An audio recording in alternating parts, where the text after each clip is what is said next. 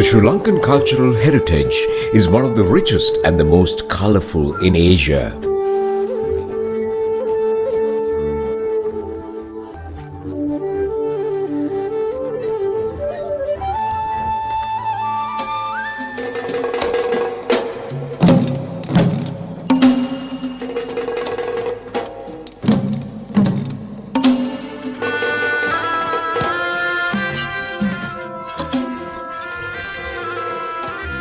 It is a culture enriched by four ethnic groups: the Sinhalese, the Tamils, and the Muslims, and the Burghers; by four of the main religions: Buddhism, Hinduism, Christianity, and Islam.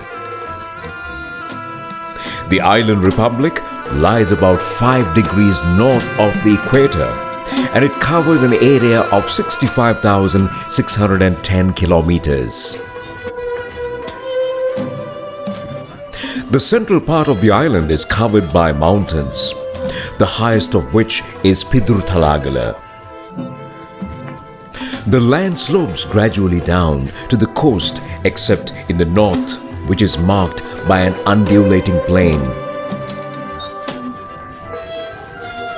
Most of the rivers radiate from the central highlands, like the spokes of a wheel. Tempered by the surrounding sea and modified by the monsoons, the island enjoys an equatorial climate. The island's economy is basically agricultural. The southwest sector of the island is well watered by the rivers and the monsoons, but the north and the north-central sectors require irrigation.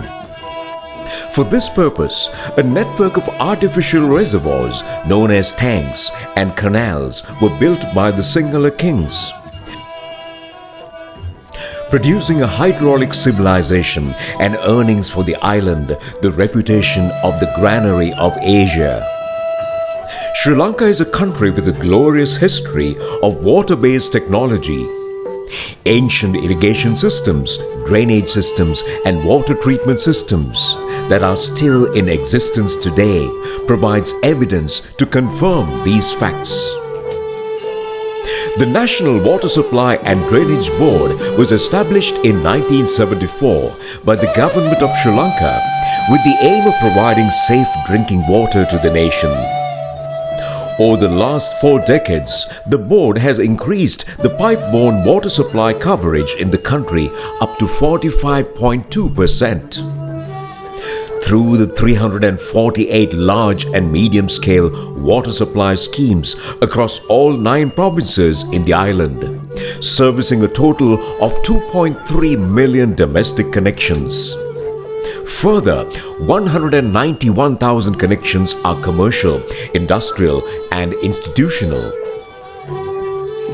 Meanwhile, the basic sanitation coverage in the country is 94%, and the National Water Supply and Drainage Board has introduced a national policy on sanitation and a sanitation master plan to guide the relevant authorities to achieve the sanitation goals of the country.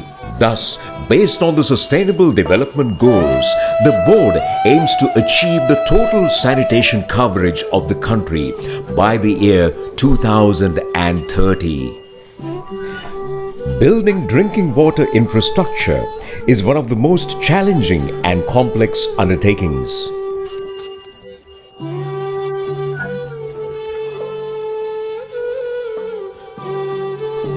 The construction involves dealing with nature's fury, such as floods, landslides, and all sorts of natural disasters.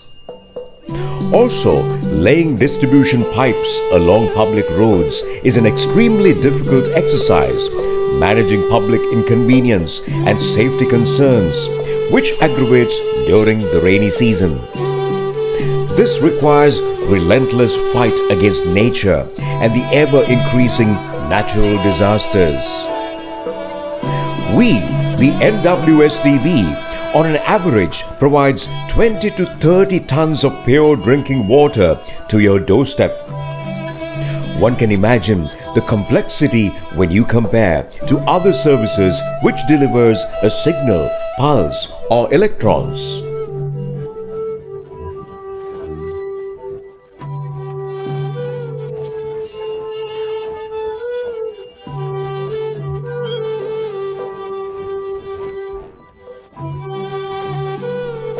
NWSDB has shown their resilience by bravely facing the tsunami, civil unrest, COVID pandemic, economic downturns, and excelled among most of the service organizations, and has never let down the consumers and the nation during the time of need.